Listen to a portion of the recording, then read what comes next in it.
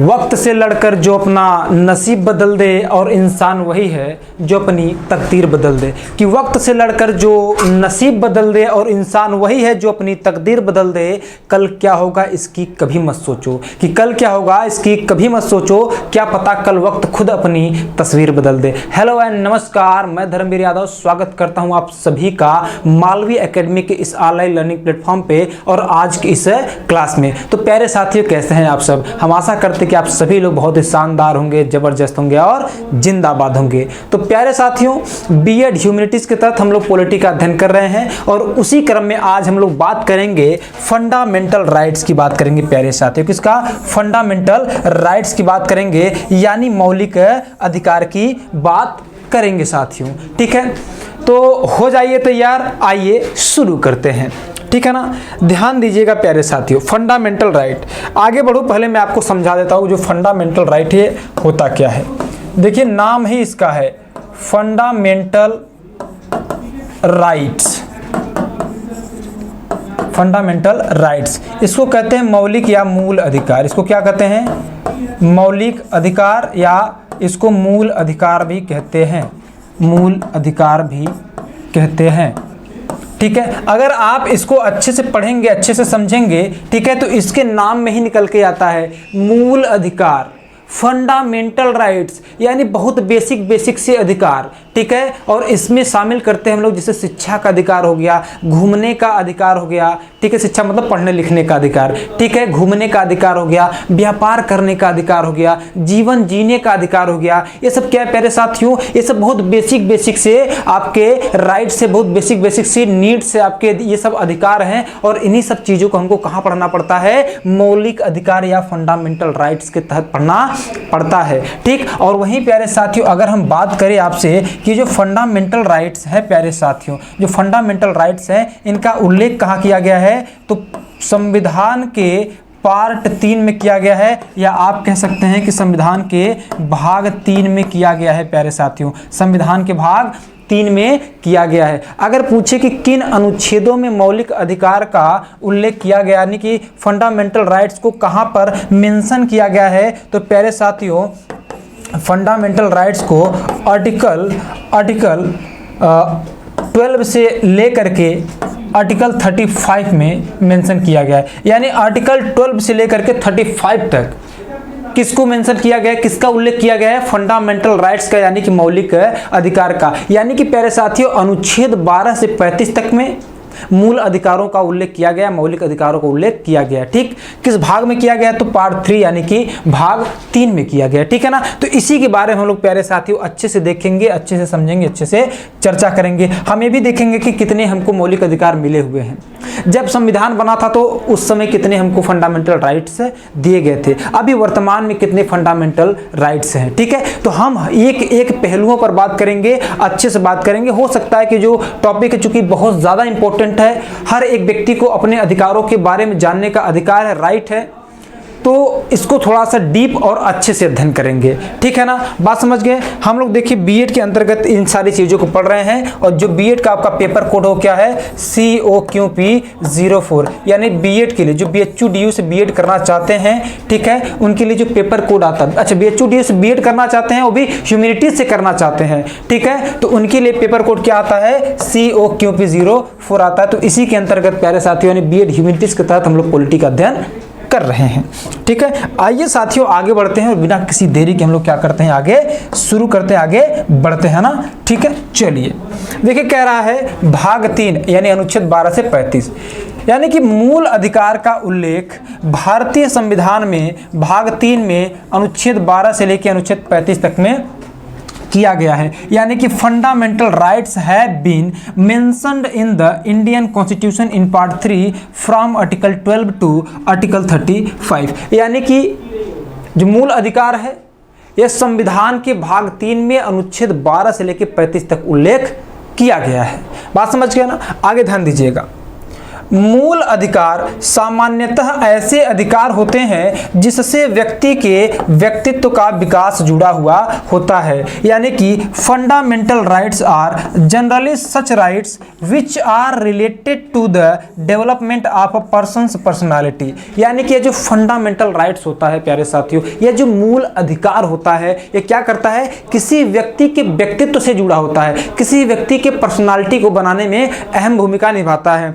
जैसे कि मैं बताता हूँ, पर्सनालिटी का मतलब ये नहीं कि भैया एकदम 16 डोले बना लिए, ठीक है, बात समझ रहे, ऐसा नहीं 16 डोला बना लिए हम बढ़िया से दिखने लग गए, ऐसे बस इतना ही नहीं, ठीक है। पर्सनालिटी में सारी चीज़ें शामिल की जाती हैं और जो किसी भी व्यक्ति का व्यक्तित्व होता है, ठीक है, उसको बनाने में मूल अधिकार का बहुत बड़ा रोल होता है। अगर आपको फंडामेंटल राइट न दिया जाए, मौलिक अधिकार अगर आपको न दिया जाए, तो आज जो आपकी स्थिति है ऐसी नहीं रहेगी। जैसे आपको पढ़ने लिखने का अधिकार न दिया जाए तो क्या आपके अंदर ज्ञान का असरा होगा? बिल्कुल नहीं होगा। क्या आपको नॉलेज हो पाएगी? बिल्कुल नहीं हो पाएगा। अगर आपको घूमने न दिया जाए तो क्या आप अन्य चीज़ों के बारे में जानकारी ले पाएंगे? किसी भी चीज़ को जा करके देख पाएंगे? नहीं देख पाएंगे। अगर आपको जीवन जीने का अधिकार ही न दिया जाए, ठीक है, तब तो भाई एकदम ये तो बहुत ज़्यादा इंपॉर्टेंट है, बात समझ गए। इसके अलावा अगर हम बात करें सोने का अधिकार, स्वच्छ पर्यावरण पाने का अधिकार, बोलने का अधिकार, ठीक है, अगर ये सारे अधिकार अगर आपसे छीन लिए जाएं तो क्या आप अपने व्यक्तित्व का विकास कर पाएंगे? नहीं कर पाएंगे। पुराने समय में क्या होता था, राजतंत्रात्मक शासन होता था, मोनार्की होता था, तो वहाँ पे जनता को बहुत ज़्यादा बोलने नहीं दिया जाता था। जो आम लोग थे, जो पीपल्स थी, इनके पास बहुत ज़्यादा राइट्स नहीं हुआ करते थे, बात समझ गए ना। अब जब बहुत ज़्यादा इनके पास राइट्स नहीं हुआ करता था तो इनकी जो व्यक्तित्व है, इनकी जो पर्सनालिटी है, उतना ज़्यादा डेवलप्ड नहीं हो पाती थी। लेकिन जैसे ही क्या हुआ, फंडामेंटल राइट्स दिया गया, वैसे ही क्या होता है, जो लोग थे उनके पर्सनालिटी, उनके व्यक्तित्व का धीरे धीरे विकास होने लग जाता है, क्योंकि उनको पढ़ने लिखने का अधिकार मिल गया, उनको बोलने का अधिकार मिल गया, उनको जो है कि घूमने का अधिकार मिल गया, व्यापार करने का अधिकार मिल गया, सारी चीज़ें मिल गई। बात समझ रहे हैं। जैसे मान लीजिए अगर तानाशाह कोई देश है, कोई किसी देश में क्या है, डिक्टेटरशिप है, तानाशाह है, और उसने अगर मना कर दिया कि आपको व्यापार नहीं करना है, आपको केवल सरकार की नौकरी करनी है, नौकरी क्या, सरकार का नौकर बन के रहना है और उतना ही करना है जितने से कि आपका जीविका केवल चल सके, तो क्या आपका विकास हो पाएगा? नहीं, आपका तो डेवलपमेंट वहीं रुक जाएगा। बात समझ रहे हैं। तो क्या है, जो फंडामेंटल राइट है क्या करता है, ये किसी व्यक्ति के व्यक्तित्व के विकास से जुड़ा हुआ है, इसलिए फंडामेंटल राइट बहुत ज़्यादा इंपॉर्टेंट हो जाता है साथियों। आगे देखिएगा, कह रहा है कि मूल अधिकार किसी व्यक्ति के मूल स्वतंत्रताओं को निर्धारित करते हैं। यानी कि fundamental rights determine the basic freedom of a person. यानी कि जो फंडामेंटल राइट होते हैं वो क्या करते हैं, बेसिक फ्रीडम को क्या करते हैं, डिटरमाइन करते हैं, निश्चित करते हैं। ठीक, आगे एक पॉइंट मैंने मेंशन किया कि मूल अधिकार किसी देश के संविधान द्वारा उस देश में रह रहे सभी नागरिकों को प्रदान किया जाता है। यानी fundamental rights are provided to all the citizens living in a country by the constitution of a country. अब अगर आपसे ये पूछा जाए कि यार मूल अधिकार देता कौन है, हमको मूल अधिकार कैसे मिला, जैसे मैं आप ही से पूछ लूं कि आपको मूल अधिकार किसने दिया है, तो आपका उत्तर होगा भारत के संविधान ने दिया है। बात समझ रहे, कौन दिया है, भारत के संविधान ने। क्योंकि अगर आप देखें तो जब तक हमारे यहाँ ब्रिटिशों का उपनिवेश, यानी जो भारत जो है ब्रिटिशों का कॉलोनी था, भारत पर जब तक ब्रिटिशों का दबदबा था तब तक भारत को या भारत के नागरिकों को मूल अधिकार नहीं दिया गया था, फंडामेंटल राइट नहीं दिया गया था। क्योंकि अंग्रेज जानते थे अगर भारतीय पढ़ लिख लेंगे तो ये हमारा विरोध बहुत जल्दी करेंगे, इसलिए इनको मानसिक गुलाम ही रहने दो। शिक्षा जरूरी है, बात समझ रहे, शिक्षा बहुत जरूरी है आपके व्यक्तित्व के विकास के लिए, इसलिए शिक्षा पर ज़्यादा खर्चा करिए, शिक्षा को ग्रहण करने के लिए हर संभव प्रयास करिए। ठीक है, बात समझ गया ना। आगे ध्यान देना। अच्छा, अगर आपसे पूछता है कि फंडामेंटल राइट किसके द्वारा दिया जाता है, तो किसी देश के संविधान द्वारा या फिर किसी देश के सरकार द्वारा। ठीक है, आगे, मूल अधिकार पूर्ण नहीं है, अर्थात समय समय पर संशोधनों के माध्यम से इनकी संख्या को घटाया या बढ़ाया जा सकता है। यानी fundamental rights are not absolute, that is their number can be reduced और increased from time to time through amendments. कह रहा है कि जो फंडामेंटल राइट्स हैं, ठीक है, जो आपके फंडामेंटल राइट्स हैं, इनकी जो संख्या है ना निश्चित नहीं है। यानी कि जो आपके फंडामेंटल राइट्स हैं साथियों, ठीक है, ये जो आपके फंडामेंटल राइट्स हैं, ठीक है, इनकी संख्या निश्चित नहीं है, ये पूर्ण है ही नहीं। क्यों पूर्ण नहीं है? क्योंकि इनकी संख्या जो है ना, इनकी संख्या यानी कि इनका जो नंबर है वह समय समय पे क्या किया जा सकता है, वह समय समय पे इंक्रीज किया जा सकता है। क्या किया जा सकता है? इंक्रीज किया जा सकता है, यानी कि बढ़ाया जा सकता है, और समय समय पे घटाया भी जा सकता है, डिक्रीज भी किया जा सकता है। बात समझ गया ना? और ऐसा एक बार हुआ भी है, ऐसा एक बार हुआ भी है, क्योंकि आप सभी को पता है कि जो हमारा मूल संविधान था, जो हमारा मूल संविधान था, यानी जिस समय हमारा संविधान बन करके रेडी हुआ था, तो मूल संविधान में अगर हम बात करें आपके पास कितने अधिकार थे, तो उस समय आपके पास 7 अधिकार थे, 7 राइट्स थे।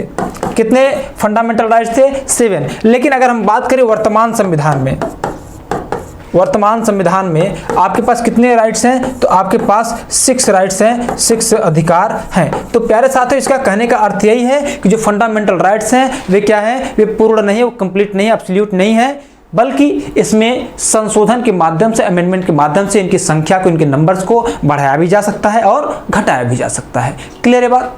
Very good. आगे ध्यान दीजिएगा, आगे एक लाइन है कि असामान्य परिस्थिति में मूल अधिकारों को निलंबित किया जा सकता है। देखिए, अभी मूल अधिकार के बारे में बड़ी बेसिक बेसिक चीज़ों को हम लोग समझ रहे हैं, ठीक है। हालांकि आगे हम सब कुछ करेंगे, सबके बारे में बात करेंगे, ठीक है। फंडामेंटल राइट्स के जितने भी प्रकार है सब पर अलग अलग से बात करेंगे, एक एक अनुच्छेदों पे, ठीक। तो कह रहा है कि असामान्य परिस्थिति में मूल अधिकारों को निलंबित किया जा सकता है, यानी fundamental rights can be suspended in abnormal circumstances, यानी कि असामान्य परिस्थिति में, सर्कमस्टेंसेस में क्या किया जा सकता है? जो आपके फंडामेंटल राइट्स हैं उसको क्या किया जा सकता है? तोड़ा जा सकता है, या फिर उसको निलंबित किया जा सकता है, ठीक है। यानी कि एक बात ध्यान रखिएगा, एक बात यहाँ पे ध्यान रखिएगा, असामान्य परिस्थिति में,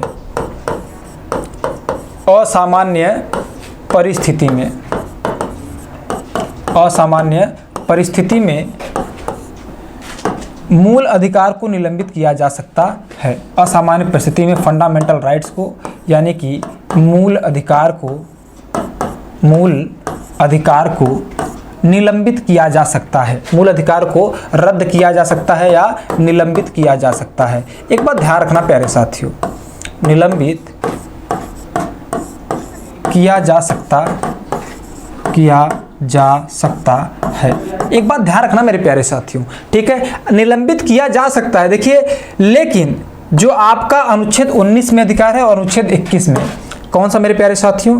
जो आपका अनुच्छेद 20 में, अनुच्छेद 20 में जो आपको अधिकार दिया गया है, और अनुच्छेद 21 में जो आपको अधिकार दिया गया, ठीक है। अनुच्छेद 20 और अनुच्छेद 21 के अधिकार को किसी भी परिस्थिति में निलंबित नहीं किया जा सकता, कि अधिकार को किसी भी परिस्थिति में निलंबित नहीं किया जा सकता, किसी परिस्थिति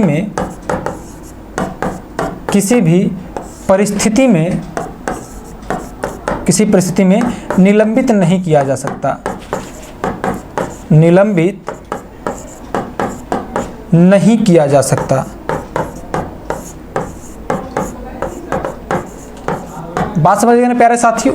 ध्यान रखिएगा, कह रहा है पहली पॉइंट ये है कि जो मूल अधिकार है इनको निलंबित किया जा सकता है असामान्य परिस्थितियों में, बिल्कुल किया जा सकता है। लेकिन उन्हीं मूल अधिकारों में 2 ऐसे मूल अधिकार हैं, 2 ऐसे अनुच्छेद में मूल अधिकारों को उल्लंघन किया जिनका निलंबन बिल्कुल भी नहीं किया जा सकता। वे कौन कौन से हैं? तो वे है आर्टिकल 19 और आर्टिकल 20 और आर्टिकल 21, यानी अनुच्छेद 21, आर्टिकल 21 और आर्टिकल 20 और आर्टिकल 21। इसको किसी भी सर्कमस्टेंसेस में, किसी भी परिस्थिति में निलंबित नहीं किया जा सकता, ये आपको याद रखने हैं, ठीक है ना। बाकी अन्य को निलंबित किया जा सकता है, बाकी अन्य को क्या किया जा सकता है? निलंबित किया जा सकता है, ठीक है। हाँ, आगे ध्यान दीजिएगा, आगे कह रहा है कि मूल अधिकारों में बदलाव के लिए संविधान संशोधन आवश्यक है, यानी कि constitutional amendment is necessary to change the fundamental rights. एक बात ध्यान रखिएगा, ये चीज हो गई। अगर आपसे पूछे जो मूल अधिकार है, ठीक है, क्या भाई? जो आपका ये मूल अधिकार है, ठीक है, मूल अधिकार। ध्यान रखिएगा, अगर मूल अधिकार में हम किसी भी प्रकार का बदलाव कर रहे हैं, ठीक है, किसी भी प्रकार का बदलाव कर रहे हैं, छोटी से छोटी बदलाव करेंगे तो भी उसके लिए हमको संविधान संशोधन की आवश्यकता पड़ेगी, कॉन्स्टिट्यूशनल अमेंडमेंट की जरूरत पड़ेगी, बिना उसके इसमें बदलाव नहीं किया जा सकता। ठीक है, तो मैं यहां पे इसको मेंशन कर दे रहा हूं, मूल अधिकार। ठीक है, मूल अधिकार में किसी भी प्रकार की बदलाव के लिए, किसी भी प्रकार से बदलाव के लिए, किसी प्रकार से बदलाव के लिए, किसी प्रकार से बदलाव के लिए संविधान संशोधन आवश्यक है। क्या आवश्यक है भाई? संविधान संशोधन आवश्यक है। संविधान संशोधन आवश्यक है। संविधान संशोधन क्या है भाई? आवश्यक है। ठीक है, बात समझ गए ना आप? बात समझ गए, यानी हमको किसी भी प्रकार का चेंजेस करने होंगे फंडामेंटल राइट्स में, तो हमको उसके लिए कॉन्स्टिट्यूशनल अमेंडमेंट यानी कि संविधान संशोधन की आवश्यकता पड़ेगी। बात समझ गए ना? इतनी बातें क्लियर है ना? ठीक है, आइए आगे बढ़ते हैं। अब हम बात करेंगे मूल अधिकारों की मांग। ठीक है, मूल अधिकारों की मांग की बात करेंगे।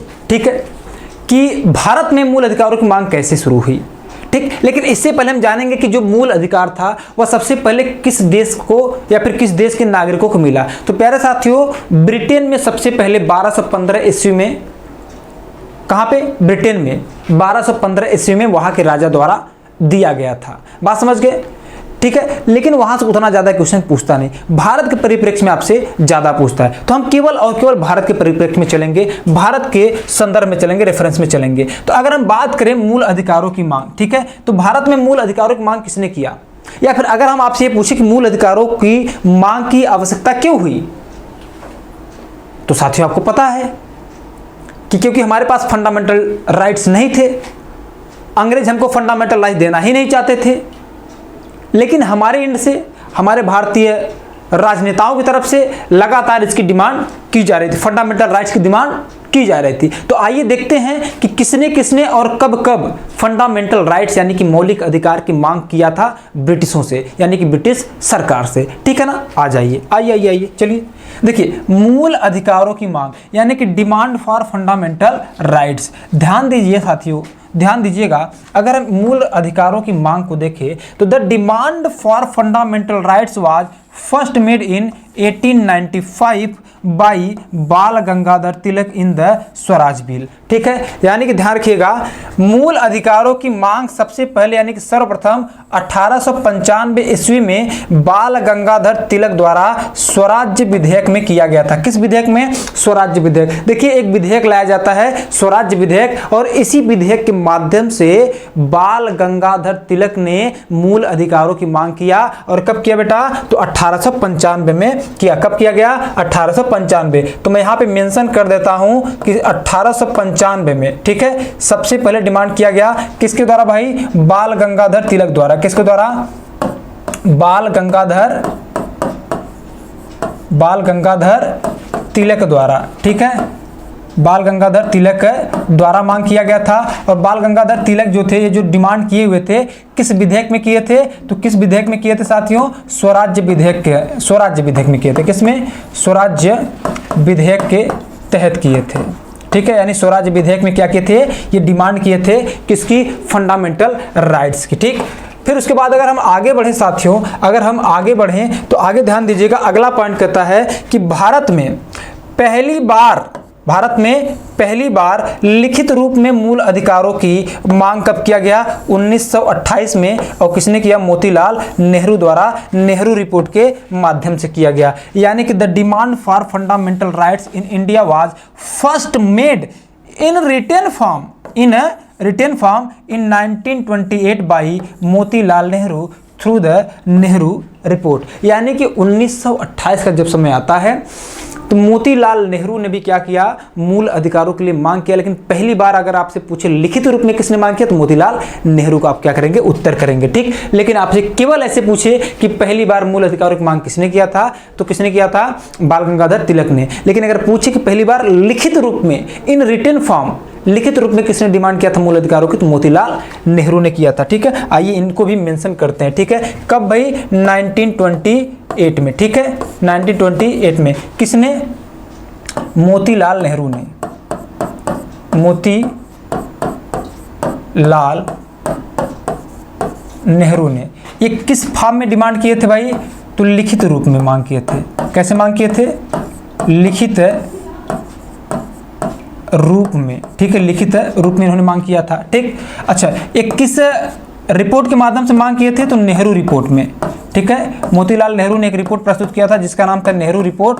ठीक है, और इसी रिपोर्ट में पहली बार लिखित रूप में फंडामेंटल राइट्स की डिमांड किया जाता है। किसके द्वारा? तो किया जाता है किसके द्वारा साथियों? तो मोतीलाल नेहरू के द्वारा। ठीक है, वही अगर हम आगे बढ़ें तो अगला पॉइंट अगर हम मेंशन करें प्यारे साथियों, तो अगला पॉइंट कह रहा है 1931 में सरदार वल्लभ भाई पटेल द्वारा भी मूल अधिकारों की मांग कांग्रेस के कराची अधिवेशन में किया गया। यानी the demand for fundamental rights was made by Sardar Vallabh Bhai Patel in 1931 in the Karachi session of the Congress. यानी सरदार वल्लभ भाई पटेल भी क्या करते हैं? फंडामेंटल राइट्स की डिमांड करते हैं। और कब करते हैं? जब कराची अधिवेशन होता है कांग्रेस का। ठीक है, उसी में सरदार वल्लभ भाई पटेल भी क्या करते हैं? मूल अधिकारों की मांग करते हैं। तो यहाँ पे हम इनको भी मेंशन कर देते हैं। ठीक है, यहाँ पे हम इनको भी मेंशन कर देते हैं 1931। ठीक है, तो 1931 में क्या होता है? कौन डिमांड करते हैं? सरदार वल्लभ भाई पटेल। वल्लभ भाई पटेल किसने डिमांड किया? वल्लभ भाई पटेल ने डिमांड किया। ठीक है, अच्छा, वल्लभ भाई पटेल ने जो डिमांड किया था भाई, जो वल्लभ भाई पटेल ने जो डिमांड किया था, ये कहाँ किया था? कांग्रेस के कराची अधिवेशन में। कहाँ किया था साथियों? कांग्रेस के कराची अधिवेशन के तहत, कराची अधिवेशन में। ठीक है, कराची अधिवेशन में ध्यान रखिएगा, ये जो कराची अधिवेशन था ना, जो कांग्रेस से कराची अधिवेशन हुआ था, उस समय सरदार वल्लभ भाई पटेल कराची अधिवेशन के अध्यक्ष थे। ठीक है, यहाँ पे देखिए मेंशन किया गया है कि अध्यक्ष कौन थे उस समय? तो सरदार पटेल थे। यानी चेयरमैन अगर पूछा जाए कि कराची अधिवेशन का जो चेयरमैन था वो कौन था? वो कौन थे भाई? वे सरदार पटेल थे। ठीक है ना, आगे ध्यान रखिएगा।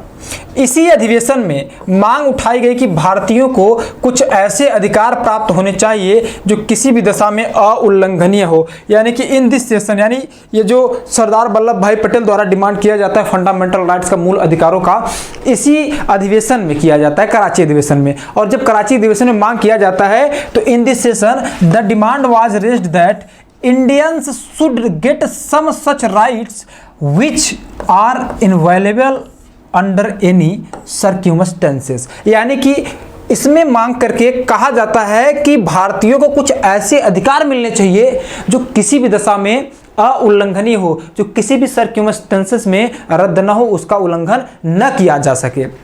ठीक है, ये कब डिमांड किया जाता है? 1931 में, जब कराची अधिवेशन होता है कांग्रेस का, उसमें किया जाता है। ठीक है, और वहां पर डिमांड किसने किया था? तो किसने किया था? सरदार वल्लभ भाई पटेल ने किया था। ठीक है साथियों, आगे देखते हैं अगले लाइन को। 1931 में ही महात्मा गांधी जी द्वारा भी क्या किया जाता है? मूल अधिकारों की मांग को दूसरे गोलमेज सम्मेलन में उठाया गया था। परंतु देखिए, पहले मैं इसको यहाँ पे मेंशन कर देता हूँ। ठीक है, पहले मैं यहाँ पे इसको मेंशन कर देता हूँ प्यारे साथियों, क्योंकि बड़ा इंपॉर्टेंट पॉइंट है। ठीक है, 1931 में ही, कब? 1931 में ही किसके द्वारा उठाया गया मांग? महात्मा गांधी द्वारा। महात्मा गांधी जी के द्वारा क्या किया जाता है? मूल अधिकारों की मांग किया जाता है। कब किया गया था? तो दूसरे गोलमेज सम्मेलन के द्वारा किया जाता है, या दूसरे गोलमेज सम्मेलन में, दूसरे गोलमेज सम्मेलन में। ठीक है, दूसरे गोलमेज सम्मेलन में, यानी दूसरे गोलमेज सम्मेलन में जब 1931 का समय था तो महात्मा गांधी ने भी क्या किया था? फंडामेंटल राइट्स यानी मौलिक अधिकारों की मांग किया था। ठीक, तो ध्यान रखिएगा, 1895 में बाल गंगाधर तिलक द्वारा क्या किया जाता है? स्वराज्य विधेयक के अंतर्गत मूल अधिकारों की मांग किया गया। 1928 में मोतीलाल नेहरू द्वारा लिखित रूप में पहली बार नेहरू रिपोर्ट के माध्यम से डिमांड किया गया। इसके बाद अगर देखें तो 1931 में सरदार वल्लभ भाई पटेल द्वारा कांग्रेस के कराची अधिवेशन में फंडामेंटल राइट्स की डिमांड की जाती है। इसके बाद 1931 यानी 1931 में महात्मा गांधी जी द्वारा दूसरे गोलमेज सम्मेलन में क्या किया जाता है, मूल अधिकारों की मांग किया जाता है। यानी जो भारत के महत्वपूर्ण नेता थे, इनके द्वारा कई बार मांग किया जाता मूल अधिकारों की, लेकिन मूल अधिकार हमको दिया नहीं जाता है। और दिया नहीं जाता है तो देखिएगा 1934 में संयुक्त संसदीय समिति द्वारा इसको अस्वीकार कर दिया गया। कब भाई? 1934 में संयुक्त संसदीय समिति। क्या आता है 1934 में? 1934 में आता है संयुक्त संसदीय समिति। मैं यहाँ पे आपको दिखाता हूँ, यहाँ चलिए 1934 में संयुक्त संसदीय समिति आता है। क्या आता है भाई? 1934 में क्या आता है? संयुक्त संसदीय समिति आती है। क्या आती है भाई? संयुक्त संसदीय समिति। ठीक है, क्या आता है भाई? संयुक्त संसदीय समिति आता है। संयुक्त संसदीय समिति कब आता है? 1934 में आता है। ठीक है, तो इसने क्या किया? इसने मूल अधिकार को मांग को, इसने मूल अधिकारों की मांग को, मूल अधिकारों की मांग को अस्वीकार कर दिया। क्या किया भाई? अस्वीकार कर दिया, यानी कि रिजेक्ट कर दिया। अस्वीकार कर दिया यानी कि रिजेक्ट कर दिया। अब प्यारे साथी, जब रिजेक्ट कर दिया तो क्या होता है?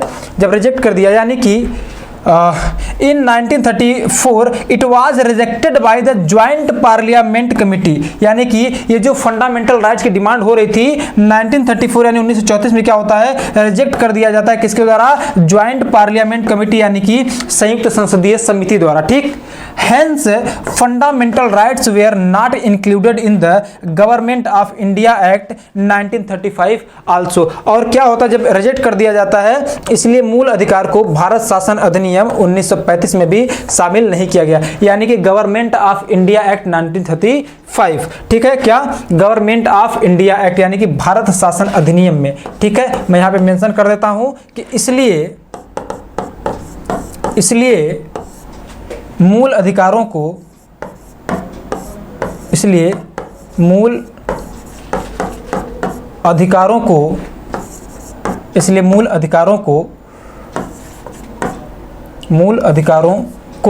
भारत शासन अधिनियम 1935, मूल अधिकारों को भारत शासन अधिनियम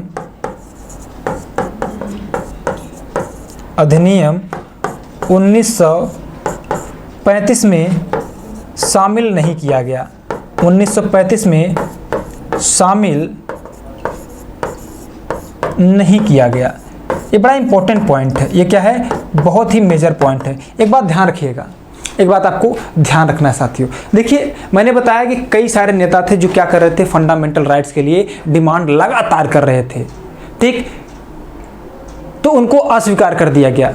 फिर 1934 में क्या आता है? संयुक्त संसदीय समिति यानी ज्वाइंट पार्लियामेंट्री कमेटी आती है। ठीक, ये जो ज्वाइंट पार्लियामेंट कमेटी आती है, इसके द्वारा क्या आना था? भारत शासन अधिनियम 1935 आना था, यानी कि भारत पर शासन करने के लिए कुछ नए कानूनों का समूह आना था। ठीक है, भारत ये चाहते थे कि इसी 1935 के भारत शासन अधिनियम के द्वारा भारतीयों को मूल अधिकार दे दिया जाए, लेकिन ब्रिटिश क्या करते हैं? ये जो संयुक्त संसदीय समिति होती है ना, इसमें क्या करते हैं? मूल अधिकार को अस्वीकार कर देते हैं और भारत शासन अधिनियम 1935 में भी क्या करते हैं? यानी कि भारत शासन अधिनियम 1935, भारत शासन अधिनियम 1935 में भी मूल अधिकार को शामिल नहीं करते हैं। इतनी बातें क्लियर है सभी को? अभी इतनी बातें सभी को क्लियर होंगे बहुत अच्छे से। देखिए, वीडियो अगर आपको समझ में आ रहा है, लेक्चर्स अगर आपको समझ में आ रहे हैं, तो अपने फीडबैक हमको कमेंट बॉक्स में जरूर दीजिएगा। ठीक है, आइए आगे बढ़ते हैं। आगे देखिए एक लाइन कह रहा है कि 1945 में तेज बहादुर सप्रू ने भी संविधान से संबंधित रिपोर्ट में भारतीयों को मूल अधिकार दिए जाने की वकालत किया था। ठीक है, यानी in 1945 Tej Bahadur Sapru advocated giving fundamental rights to Indians in the report related to the constitution. ठीक है, यानी कि कह रहा है संविधान से संबंधित एक रिपोर्ट में, कहाँ पे भाई, संविधान से संबंधित एक रिपोर्ट में। ठीक है, मैं यहाँ पे मेंशन कर दे रहा हूँ इस चीज़ को, ध्यान दीजिएगा, मैं यहाँ पे इस चीज़ को मेंशन कर दे रहा हूँ। ठीक है, संविधान से संबंधित रिपोर्ट में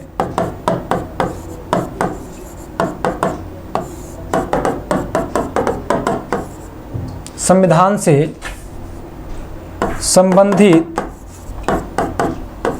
रिपोर्ट में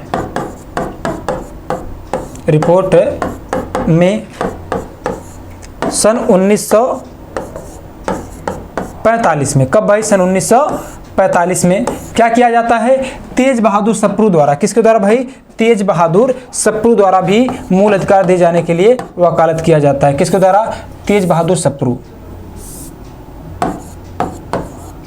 तेज बहादुर सप्रू द्वारा मूल अधिकार दिए जाने के संबंध में के लिए वकालत किया जाता है। ठीक है, यानी कि इस संविधान से संबंधित एक रिपोर्ट था जिसमें तेज बहादुर सप्रू ने 1945 में, कब प्यारे साथियों, 1945 में वकालत किया था कि भारतीयों को क्या दे दिया जाए, मूल अधिकार दिया जाए, तब भी नहीं दिया गया था। ठीक है, उसके बाद 46 में संविधान सभा गठित होता है और 46 से 49 के बीच हमारा संविधान बनता है और संविधान के तहत जाकर के हमको फाइनली मूल अधिकार मिलता है। ठीक है ना, आइए आगे बढ़ते हैं। ठीक है, मैं एक बार इसको बता देता हूँ। देखिए 1895 में सबसे पहले मूल अधिकार की मांग किसने किया, बाल गंगाधर तिलक ने स्वराज्य विधेयक के तहत किया। फिर उसके बाद 1928 में मोतीलाल नेहरू ने पहली बार लिखित रूप में नेहरू रिपोर्ट के माध्यम से किया। देखिए यहाँ पे दो क्वेश्चन आपसे पूछे जा सकते हैं कि सर्वप्रथम मूल अधिकार की मांग किसने किया, तो बाल गंगाधर तिलक ने किया, लेकिन लिखित रूप में सबसे पहले मांग किसने किया, लिखित रूप में, तो आप चले जाइए मोतीलाल नेहरू के पास। ठीक, तीसरा 1931 में वल्लभ भाई पटेल के द्वारा क्या किया जाता है, मूल अधिकारों की मांग किया जाता है और कहाँ किया जाता है, कांग्रेस के कराची अधिवेशन में। ठीक,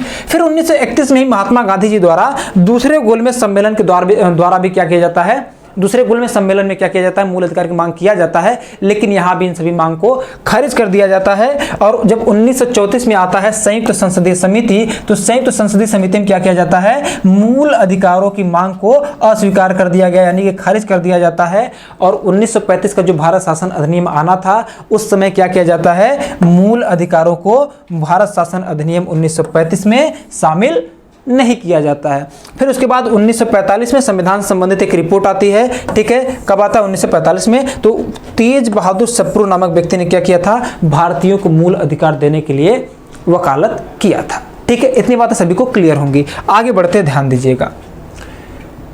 फिर उसके बाद जब संविधान निर्माण होने लग जाता है, उसके बाद उस समय, ठीक है, जब संविधान निर्माण होने लग जाता है हमारा, उस समय की बात है, तो कह रहा है कि जब संविधान निर्माण होता है तो संविधान निर्माण के समय सरदार वल्लभ भाई पटेल की अध्यक्षता में एक परामर्श समिति, जिसको हम लोग मूल अधिकार समिति कहते हैं, ठीक है, क्या बनाया गया, परामर्श समिति बनाया गया। फिर इस समिति की समीक्षा के लिए जेबी कृपलानी की अध्यक्षता में मूल अधिकार उप समिति का भी गठन किया गया। ठीक है, यानी at the time constitution making an advisory committee like fundamental right committee was formed under the leadership या फिर chairmanship of Vallabh Bhai Patel, and again to review this committee a fundamental rights subcommittee was formed under the chairmanship of JB Kripalani. यानी कि होता क्या साथियों, ध्यान रखिएगा, संविधान निर्माण के समय, ठीक है, क्या प्यारे साथियों, संविधान निर्माण के समय, संविधान निर्माण के समय, यानी जब संविधान का क्या किया जाता है, निर्माण किया जाता है, ये उस समय की बात कर रहा है। ठीक है, संविधान निर्माण के समय। तो संविधान निर्माण के समय क्या होता है, इसी को आइए समझते हैं, इसी को जानते हैं। ठीक है, देखिए जब संविधान का निर्माण हो रहा था ना, ठीक है, उस समय एक समिति बनाई गई थी, परामर्श समिति। क्या बनाई गई थी, परामर्श समिति। क्या बनाई गई थी, परामर्श समिति। और ये जो परामर्श समिति किसी को हम लोग क्या कहते हैं, मूल अधिकार समिति कहते हैं। क्या कहते हैं, मूल अधिकार समिति भी कहते हैं। अभी जो मूल अधिकार समिति है ये किसके अध्यक्षता में बनाया गया था, तो मूल अधिकार समिति बनाया गया था भाई किसके अध्यक्षता में, वल्लभ भाई पटेल की अध्यक्षता में। किसके अध्यक्षता में, वल्लभ भाई पटेल की अध्यक्षता में। ठीक, फिर उसके बाद क्या होता साथियों, फिर उसके बाद एक और समिति बनाई जाती है, मूल अधिकार उप समिति। क्या, मूल अधिकार उप समिति बनाई जाती है, मूल अधिकार उप समिति बनाई जाती है। अब ये जो मूल अधिकार उप समिति है ना, ये जो मूल अधिकार उप समिति है ये किसकी अध्यक्षता में बनाया गया था, तो साथियों ये बनाया गया था जे.बी. कृपलानी की अध्यक्षता में। किसकी अध्यक्षता में, जे.बी. कृपलानी की अध्यक्षता में। यानी कि जे.बी. कृपलानी की अध्यक्षता में क्या होता है प्यारे साथियों, जे.बी. कृपलानी की अध्यक्षता में मूल अधिकार उप समिति बनाया जाता है। अब ध्यान रखिएगा, जब हमारा संविधान का निर्माण हो रहा था उस समय मूल अधिकार को हमारे देश को, हमारे देश के नागरिकों को देने के लिए परामर्श समिति यानी कि मूल अधिकार समिति बनाई जाती है वल्लभ भाई पटेल की अध्यक्षता में। ठीक, यानी कि इन्हीं की अध्यक्षता में क्या होगा, मूल अधिकार को शामिल किया जाएगा। लेकिन फिर क्या किया जाता है, इस समिति की समीक्षा के लिए मूल अधिकार उप समिति बना दिया जाता है। यानी कि फिर से इसको क्या किया जाएगा, रिव्यू किया जाएगा। यानी जो हमको मूल अधिकार मिलने वाले थे बहुत ही मतलब सुसंगठित मिलने वाले थे और मिला भी है। ठीक है ना, बात समझ के आगे ध्यान दीजिएगा। इस समिति की रिपोर्ट के आधार पर मूल अधिकार को भारतीय संविधान के भाग 3 में अनुच्छेद 12 से 35 तक के अंतर्गत रखा गया है। यानी on the basis of the report of this committee fundamental rights have been kept in part 3 of the Indian constitution under article 12 to article 35। और प्यारे साथियों, यह जो आपका मूल अधिकार है इसी समिति की समीक्षा के आधार पे क्या किया जाता है, अनुच्छेद क्या किया जाता है, संविधान के भाग 3 में। कहाँ पे साथियों, संविधान के भाग 3 में क्या किया जाता है, अनुच्छेद 12 से लेके अनुच्छेद 35 तक। कहाँ तक, अनुच्छेद 12 से लेकर के अनुच्छेद 35 तक में उल्लेख किया गया। ठीक है, आई होप आपको क्लियर होगा कि हमारे देश में जो मूल अधिकार मिला है हमको वह किस प्रकार से मिला है, किस प्रकार से नहीं मिला है।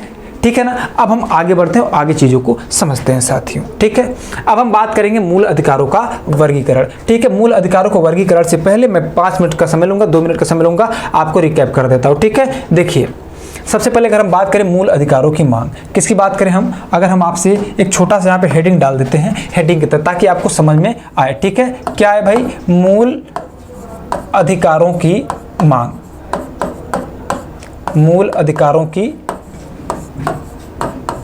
मांग। अब ध्यान देना, अब ये जो आपका मूल अधिकारों की मांग है साथियों, ठीक है, अगर आपसे सबसे पहले पूछे कि भारत में सर्वप्रथम मूल अधिकारों की मांग किसने किया था, तो बाल गंगाधर तिलक ने किया था, स्वराज्य विधेयक के तहत किया था। ठीक, लेकिन अगर आपसे पूछे कि मोतीलाल नेहरू ने कब किया था, तो मोतीलाल नेहरू ने नेहरू रिपोर्ट के माध्यम से 1928 में किया था। ठीक, बाल गंगाधर तिलक कब किए थे, 1895 में। ठीक, तो 1895 में बाल गंगाधर तिलक द्वारा स्वराज्य विधेयक में मूल अधिकार की मांग की गई। 1928 में मोतीलाल नेहरू द्वारा पहली बार लिखित रूप में नेहरू रिपोर्ट के माध्यम से मांग की गई। 1931 में वल्लभ भाई पटेल द्वारा कांग्रेस के कराची अधिवेशन में मूल अधिकार की मांग किया गया और यह कहा गया कि भारतीयों को कुछ ऐसे अधिकार मिलने चाहिए जो किसी भी दशा में अउल्लंघनीय हो, यानी कि निलंबित न हो। फिर उसके बाद 1931 में ही महात्मा गांधी भी क्या करते हैं, दूसरे गोलमेज सम्मेलन के दौरान मूल अधिकारों यानी फंडामेंटल राइट्स की डिमांड करते हैं, लेकिन इन सभी मांगों को खारिज कर दिया जाता है, ठुकरा दिया जाता है। और जब 1934 में संयुक्त संसदीय समिति आती है, क्या आता है, संयुक्त संसदीय समिति यानी कि ज्वाइंट पार्लियामेंट्री कमेटी आती है, तो इसने क्या किया, हमारे मूल अधिकार की मांग को क्या कर दिया, अस्वीकार कर दिया, ठुकरा दिया। और जब मूल अधिकार की मांग को स्वीकार कर दिया, अस्वीकार कर दिया, रिजेक्ट कर दिया, तो इसीलिए भारत शासन अधिनियम 1935 जब आता है तो उसमें मूल अधिकार को हमको नहीं दिया जाता है। इतनी बात क्लियर है ना? Very good. फिर उसके बाद हमने बताया कि जब क्या होता है, जब भारत का संविधान बनाया जाता है, संविधान निर्माण के समय, तो मूल अधिकार हमको कैसे मिला। ठीक है, जब भारत का क्या होता है,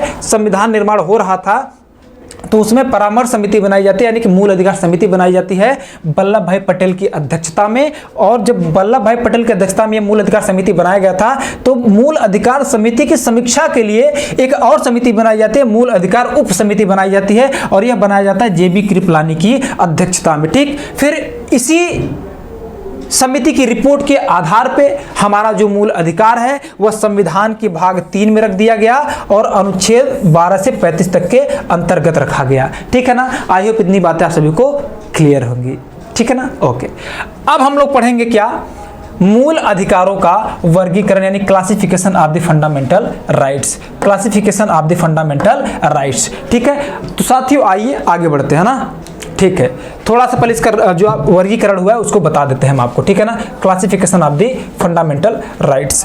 ध्यान रखिएगा, वर्तमान में संविधान के भाग 3 में वर्णित मौलिक अधिकारों को 6 श्रेणियों में वर्गीकृत किया गया है। यानी कि presently the fundamental rights mentioned in part 3 of the constitution have been classified into 6 categories. यानी कि अगर हम क्या देख रहे हैं, मूल अधिकारों का वर्गीकरण देख रहे हैं, तो मूल अधिकारों का वर्गीकरण के अंतर्गत हमने ये देखा कि जो मूल अधिकार है वर्तमान में वह संविधान के भाग 3 में 6 कैटेगरीज यानी 6 भागों में बांटा गया है। यानी हमको 6 प्रकार के अधिकार दिए गए हैं। अब अगर हम बात करें वे 6 कैटेगरीज कौन कौन सी हैं, तो प्यारे साथियों ध्यान दीजिएगा।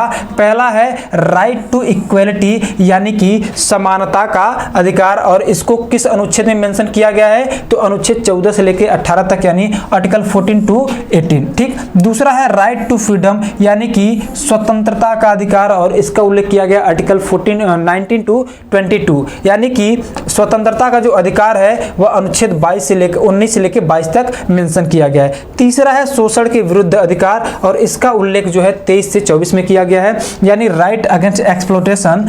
इसका जो उल्लेख है वह आर्टिकल 23 और 24 में किया गया है। जो चौथा अधिकार हमारा वह है धार्मिक स्वतंत्रता का अधिकार, और इसका उल्लेख जो है अनुच्छेद 25 से लेकर अनुच्छेद 28 तक किया गया है, यानी right to religious freedom article 25 से लेकर के 28 तक में मेंशन किया गया। ठीक, पांचवा है राइट संस्कृति और शिक्षा संबंधी अधिकार, और इसका उल्लेख अनुच्छेद 29 और 30 में किया गया है, यानी कि right to culture and education, और इसका उल्लेख आर्टिकल 29 और 30 में। ठीक, फिर उसके बाद जो छठवां हमारा अधिकार है वह है संवैधानिक उपचारों का अधिकार, और इसका उल्लेख कहाँ किया गया है, अनुच्छेद 32 में, यानी कि राइट टू कॉन्स्टिट्यूशनल रेमेडीज, और इसका उल्लेख कहाँ है प्यारे साथियों, आर्टिकल 32 में है। आप कहेंगे कि आर्टिकल 31 को आपने बीच में कहाँ छोड़ दिया, कहाँ नहीं बताया उसको, तो प्यारे साथियों ध्यान रखिएगा, वर्तमान में हमको ये 6 अधिकार हैं। ठीक है, लेकिन ये जो 6 कैटेगरीज में हमको फंडामेंटल राइट्स मिले ये वर्तमान में है। ठीक, लेकिन जब संविधान बना था तो उस समय हमको 7 अधिकार थे, और 7वां क्या था प्यारे साथियों,